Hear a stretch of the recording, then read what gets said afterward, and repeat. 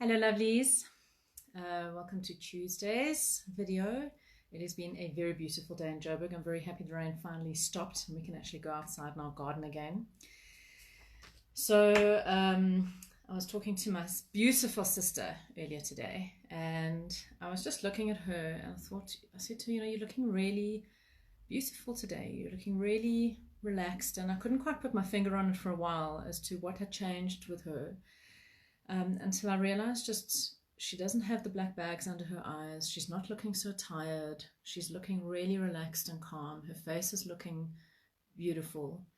And we were talking about this because I'd had someone comment on that about my look earlier last week.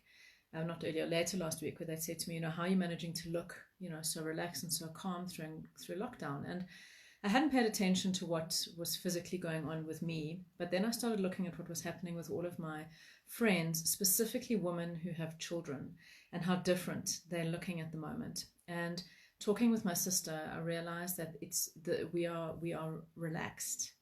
We are in a state of lockdown where we are sleeping, where we are resting, where we're not manic in the morning, getting up, getting food ready for the school lunches and schlepping in traffic to drop kids off at school, and then getting home and quickly trying to get stuff done before we've got clients, and then quickly trying to get stuff done before we've got to leave home to go and fetch them from school, and then extramurals, and then sitting at extramurals, and then looking, what food are we going to get for dinner tonight, and having to organize, and then getting home. And I know that we've normalized this kind of manic pace that we live at, but what I'm seeing in everybody is it looks like everyone's really been on a holiday. It's like for 10, 11 days, I've been able to wake up at a natural rhythm for my body. I've been able to go to sleep when it feels right for me.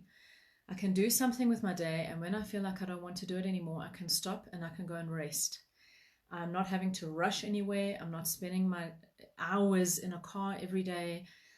I'm just noticing how my entire body has just become still, and I'm seeing it in everybody, that there's been a real shift in people's peace and calm and the tension that they're carrying in their faces all the time.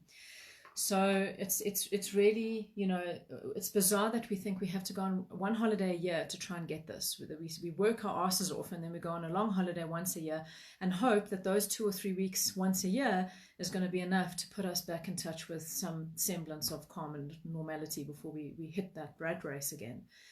And it's just highlighting for me the total absurdity of how we have allowed our day-to-day life to become.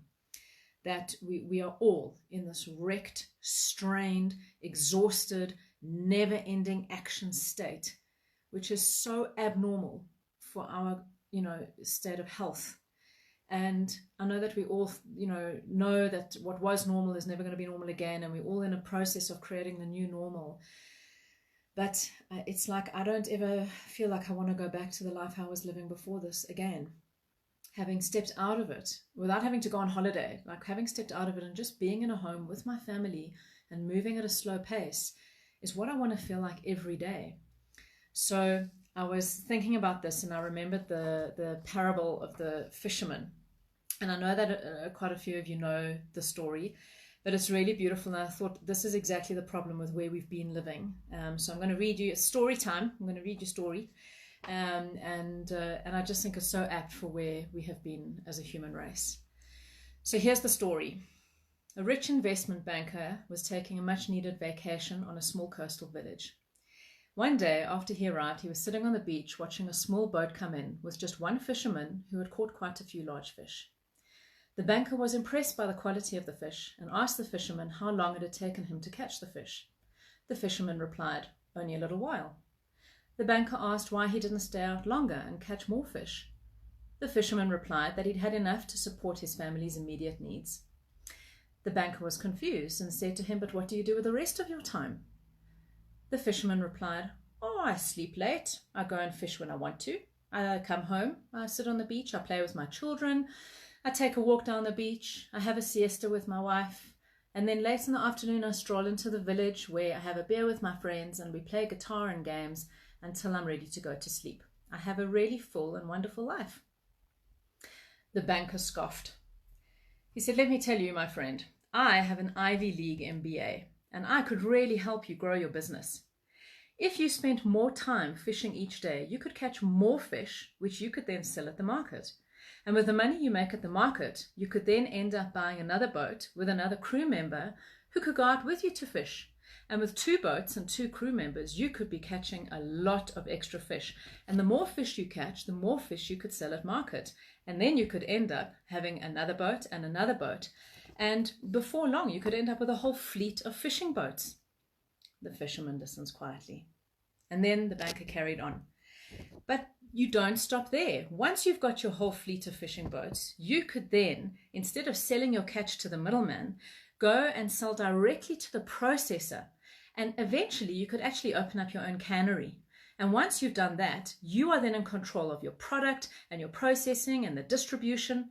And then he said, once that gets really successful, you could move your family to the city and have a really huge enterprise. The fisherman's listening. He says, but sir, how long is all of this going to take? The banker replies, I don't know, 10 to 15 years. But then what? The fisherman asked. What happens after 15 years?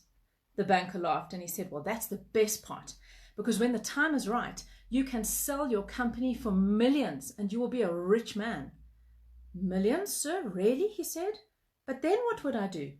Well, said the banker, then you would retire and you could move to a small coastal fishing village where you could sleep late and fish a little and play with your kids and take a siesta with your wife in the afternoon, and you could spend your evenings with your friends drinking and playing your guitar and enjoy a full and wonderful retirement.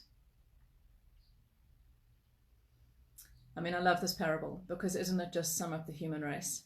This is this bizarre way we have always been taught that if you work hard, if you study hard at school and you get good marks, then you're going to go to a good university. And when you get to a good university, then you're going to get a good job. And if you get a good job and you can stay in that job for 50 years, you can then retire, you know, with a nice little golden watch. And you can then only once you've retired, go and actually enjoy your life. And we have bought into this way of living for ages, decades, generations. And you know, for the longest time, a lot of us have known it's just not the way. We just haven't known how to make it another way. So, you know, we have just normalized this constant achieving instead of just settling and just breathing and just taking one day at a time. And I think that we can start using this lockdown as creating a new reality where settling is the new norm. Where having just enough is the new norm. Where being happy and prioritizing our family and our own health is the new norm.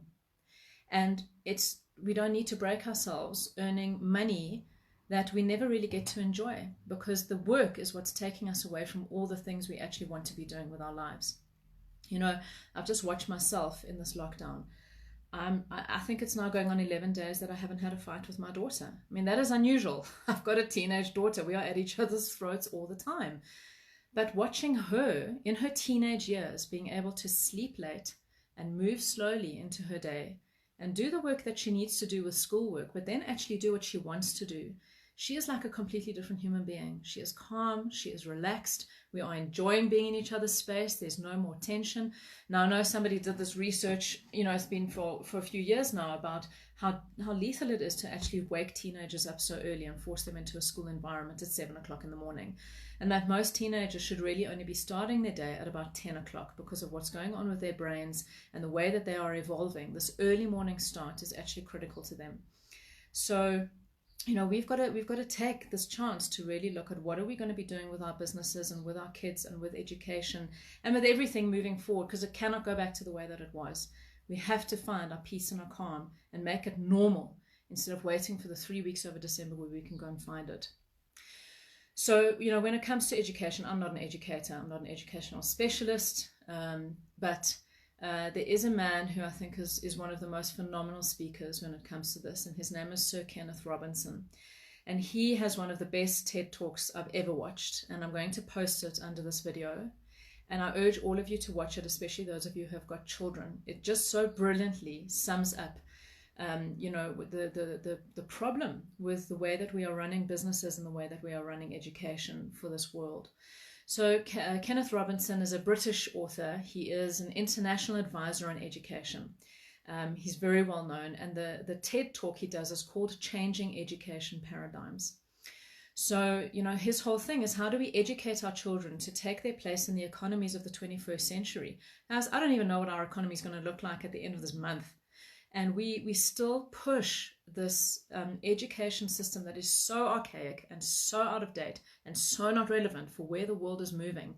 But it is not shifting fast enough. And I don't know how all of us are going to feel about schooling once lockdown is over. I don't know that I'm feeling okay about sending my child back into a situation, in a crowded situation, until this illness is completely kind of out of our society. I don't know how I feel.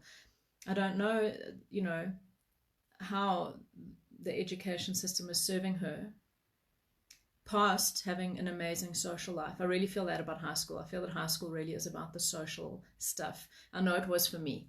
I hated the academic side of it. I was there to be with my friends. I was there to have a joy and learn about human nature. That is what schooling is really about. So I just don't know that any of us can return to the way things were. And we have to be unbelievably forceful about saying no to things that simply do not work when we come out of this lockdown and when we move past this whole corona experience. Because this has been, and I've said it before, a real gift to allow all of us to take a giant step back and really look at what is no longer serving us. But it doesn't help to just observe it now. How are we collectively going to put changes in place with the way we work and the way we are raising our kids and the way education is happening, so that all of us can be in a state of relaxation and in a state of calm, and not chasing the wrong stuff again and again and again that isn't leading to fulfillment, and it isn't leading to happiness, and it isn't leading to satisfaction. All it does is create a constant feeling of not enoughness. And I don't know about you, but I'm tired of feeling not enough with the money, not enough with the achievements, not enough with where my business isn't, not enough. I'm so tired of it. And I think all of you are too. So I want you to think about what's going to happen when lockdown's over and your boss says, right, got to go back to the way things were. When your school says, right, kids have to come back to school. Are we just going to go back to the way it was? Or are we all going to start putting our foots down and going, I'm not doing it anymore? Because if we don't force the change, it's never going to happen. And the problem is, in the past, it's always, what are they going to do about it? When are they going to change it? How are they going to make it better? Well, we've got to stop looking today. It's about you. If you don't do something, nothing is going to change. So think about that. Until I see you tomorrow, have a beautiful evening. Lots of love.